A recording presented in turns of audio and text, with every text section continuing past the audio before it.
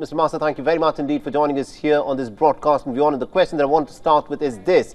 Now, there are reports that are emerging that the two factions in Sudan that are at war with each other are being armed by other nations. How are we to read into this? Good evening. Yes, it's true. So for sure, what we know is that on the side of the army, so on the Sudanese armed force, Egypt is the main ally. Like Egypt is a strong ally of al-Burhan, which is a leader of the Sudanese army. And Egyptian for sure provided intelligence, military intelligence and tactical support to the Sudanese armed force. But also Egyptian fighters have been, Egyptian jets have been fighting in Sudan and have been bombing some RSF positions. So on one side, we know for sure that Egypt is deeply involved in Sudan. On the other side, you mentioned like Haftar. Few days before, Shamseddin Kabashi, who is a high-ranked general in the Sudanese army, declares that two countries were supplying RSF with weapons and ammunition. For sure, now what we can say is that Haftar sent at least two airplanes, to provide Hemeti with fuel and ammunition. Right. But Haftar is like ordering, or is also the ally of UAE. And UAE is a key in this. There is a kind of triangle between Haftar, Hemeti, and UAE.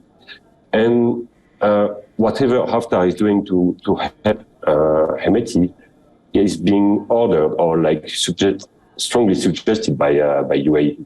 All right. Now, the question that a lot of people would be interested in knowing is that the fact that Hemeti is the one who is heading this paramilitary group.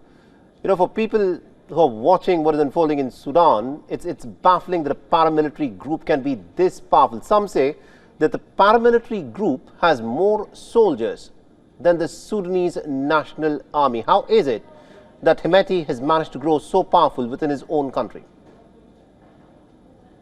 What is interesting, both forces have the same number of soldiers, around 100,000 for RSF, 150,000 for the army. But what is interesting is that Hemeti is a creation of the army. It was at the time of Omar al-Bashir, the former dictator, Sudanese dictator, ousted with the Sudanese revolution in 2019. But if we look back at the history of Sudan and war in Darfur, the Sudanese army created Hemeti and gave Hemeti power, money to create this army and to fight rebel groups in Darfur. And with the time, it became more and more independent and more powerful. And just before the revolution in 2018, when Omar al-Bashir felt that he could be victim of a coup from the army, he called back Hemeti and this paramilitary group in the capital city, in Khartoum.